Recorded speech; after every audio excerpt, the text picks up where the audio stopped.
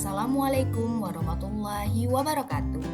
Di sini kami akan mempresentasikan hasil kelompok kami mengenai pemahaman tentang peserta didik dan pembelajarannya pada ruang kolaborasi topik 1. Anggota-anggota kelompok: Putri Ersya, Salsabila Syafika, Retno Yunita Susanti. Kasus 1. Bayangkan jika Anda adalah seorang guru matematika di kelas 7.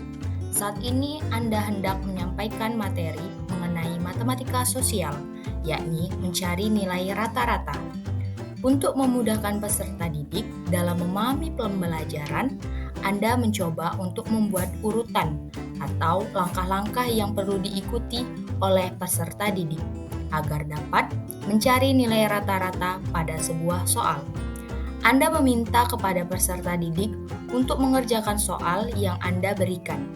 Hasilnya, peserta didik mampu mengerjakan dengan benar, sesuai dengan langkah yang telah Anda siapkan. Beberapa saat kemudian, Anda meminta kepada peserta didik untuk mengulangi soal yang sama, tanpa melihat urutan pengerjaan soal, dan peserta didik mampu mengerjakannya dengan benar.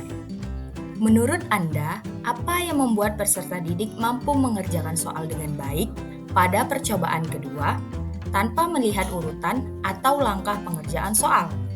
Guru matematika tersebut telah membuat langkah-langkah pembelajaran dan metode yang mudah untuk dipahami siswa, sehingga mereka dapat dengan mudah mengerjakan soal tersebut. Guru tidak meminta siswa untuk menghafal rumus, tetapi guru telah menanamkan pada pemahaman konsep kepada siswa.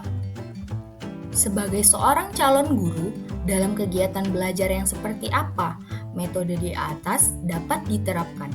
Elaborasi jawaban Anda dengan menyertakan teori yang berkaitan.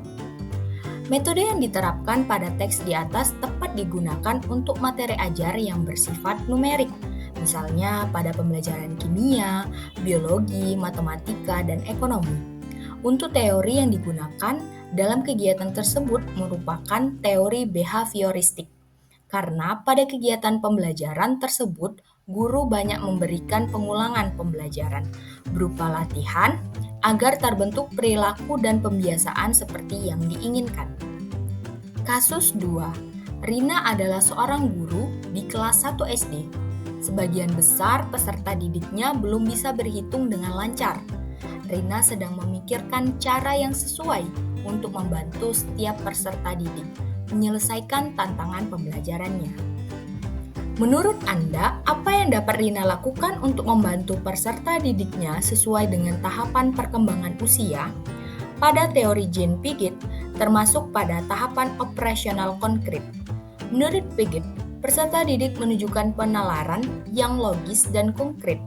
Umumnya, sebagian besar anak yang berada pada tahapan ini sudah memiliki kemampuan untuk mempertahankan ingatan tentang ukuran, panjang, atau jumlah benda cair.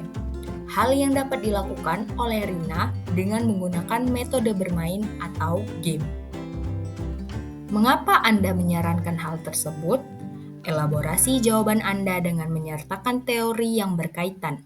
Kami menyarankan menggunakan game karena pada dasarnya meskipun kemampuan berpikirnya masih belum mempunyai sistem yang terorganisasi dengan baik, namun anak sudah mampu memahami realitas lingkungan dengan menggunakan tanda-tanda dan simbol.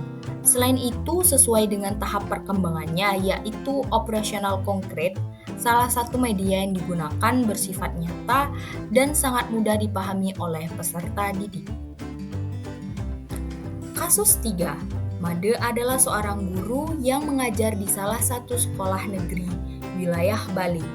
Ia mengampu mata pelajaran bahasa Indonesia. Ia hendak mengajarkan materi teks deskripsi pada peserta didiknya. Pada buku cetak yang menjadi panduan saat mengajar, terdapat beberapa contoh teks deskripsi menceritakan tentang bangunan-bangunan pencakar langit yang ada di ibu kota. Dengan memperhatikan latar belakang peserta didiknya, Made pun mencoba untuk memberikan contoh berbeda. Ia memberikan contoh teks deskripsi tentang pantai dan makanan khas Bali. Menurut Anda, apakah pertimbangan keputusan Made sudah sesuai? Mengapa demikian? Pak Made yang tinggal di Bali sudah bagus dalam memberikan contoh kepada siswanya, berupa pantai dan makanan khas daerah Bali. Pak Made sudah memberikan contoh yang dekat dengan diri siswa, sehingga mereka sudah dapat membayangkan apa yang disampaikan oleh Pak Made.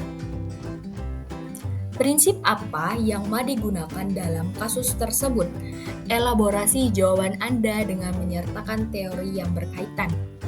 Pembelajaran yang dilakukan merupakan pembelajaran kontekstual, karena pada pembelajaran tersebut Pak Made mengaitkan materi yang akan diajarkan dengan dunia nyata siswa, sehingga siswa dapat terdorong untuk mengaitkan pengetahuan yang dimiliki dengan pengetahuan di kehidupan sehari-hari. Cukup sekian hasil diskusi dari kelompok kami. Terima kasih atas perhatiannya.